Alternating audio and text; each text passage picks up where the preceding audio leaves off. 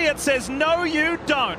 I'm going through to the round of 8 with a win. My second at Kansas Speedway. Here's what it looked like for the Georgian. Kevin Harvick just said something that turned the whole NASCAR world upside down. He called out Chase Elliott as the best and most reliable team in racing, and what happened next at Kansas proved everyone wrong about Elliott. After Chase Elliott won at Kansas Speedway last weekend, Kevin Harvick went on his podcast called Happy Hour and said something big. He told everyone that the number 9 team is the most reliable car in the whole NASCAR garage. Not the fastest, not the flashiest, the most reliable. Harvick said, I told Chase this. I truly feel like they are the most consistent car. They have less trouble than everybody else. Their pit crew, when they're in those positions, shines. He has a really good pit crew, and when you look at the stats back that pit crew up. So what does Harvick mean by this? Let's break it down. The number 9 team doesn't break down as much as other teams. Cars like the number 11, the number 20, and the number 45 have more little problems during races.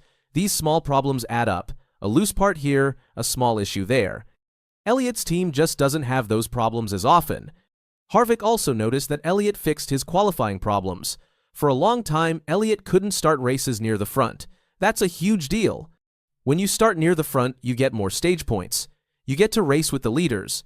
You can see what they're doing and learn from them. You know what your car needs to get better.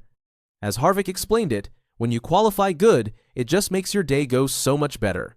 You get stage points, you put yourself in position to run with the leaders and know what you need to work on with your car, see their lines, see all the things you need to see racing up front.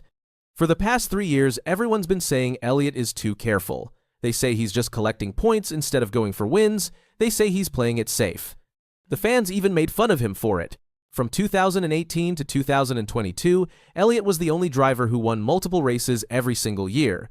In 2020, he won the championship with 5 wins. But it could have been 10 wins if things had gone his way. In 2022, he led the whole series with 5 wins when the next-gen car started. Then, things changed. In 2023, Elliott got hurt and missed 6 races. He also got suspended for 1 race. He didn't win at all that year. In 2024, he finished 3rd in total points, but only won once at Texas. He needed to win at Martinsville to make it to the championship 4, but he couldn't do it. This year started off great.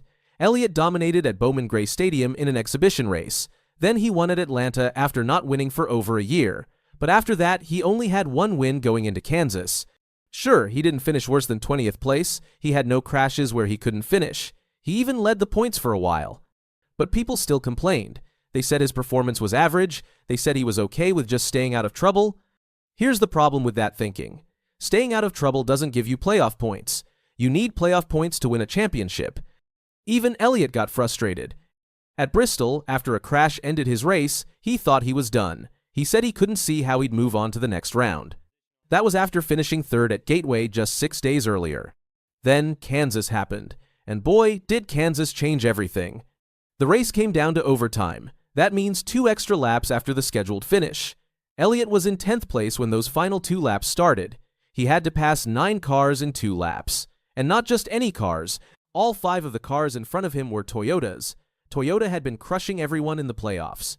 Here's how wild it was. Bubba Wallace was leading. Denny Hamlin, who actually owns Wallace's team with Michael Jordan, came up to challenge him. Elliott saw his chance. He dove to the inside. Hamlin pushed Wallace into the wall. Elliott zoomed past both of them and won the race.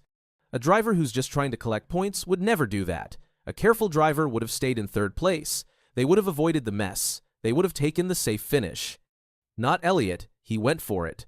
Oh, I wasn't going to lift, so I didn't know what was going to happen, but I figured, at the end of the day, it was what it was at that point. We were both wide open corner exit, so wherever I ended up at that point. We were all committed, so it was... That doesn't sound like someone riding around, does it? Let's talk about what happened during the race that set up this finish. Elliott's crew chief Alan Gustafson made a smart call. With 12 laps left in the regular race, most teams took 2 tires. Gustafson put 4 new tires on Elliott's car. That dropped Elliott from 4th place to 8th place because changing 4 tires takes longer. But here's the brilliant part. Those fresh tires meant Elliott had way more grip than everyone else in overtime. When the moment came, he had the speed to make the move. The pit crew was perfect all day. They call them the best pit crew in NASCAR based on the numbers. Every stop was around 9 seconds. That's fast. The crew even picked the same pit stall they had in the spring race at Kansas. Back in spring, they had a bad stop in that same stall that cost them the race. This time, they wanted payback. And they got it. TJ Semke is the jackman on the number 9 crew. He's from Kansas City. He grew up eating Kansas City barbecue. After the race, they got Jack Stack ribs in Victory Lane.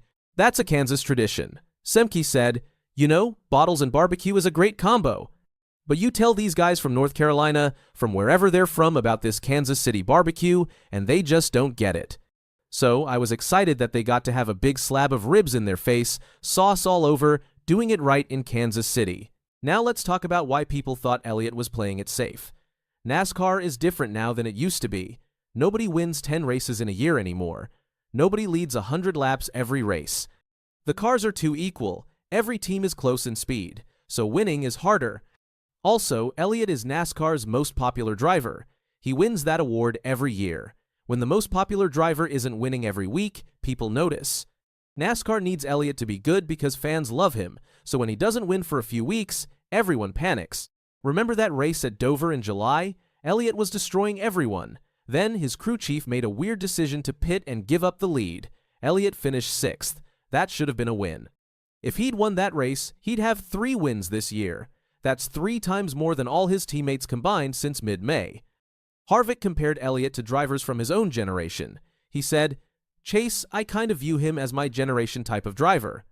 He's going to figure out how to finish races to capitalize on those days when other people have trouble. He's not going to tear up a lot of cars, and he'll keep himself in position to finish strong." That's the key. Elliott knows how to finish races. He doesn't crash a lot. He's there when other drivers have problems. William Byron does the same thing. It's smart racing. Elliott is getting hot at exactly the right time. He's now locked into the round of 8. That means he's got 3 more races to try to make it to the championship 4.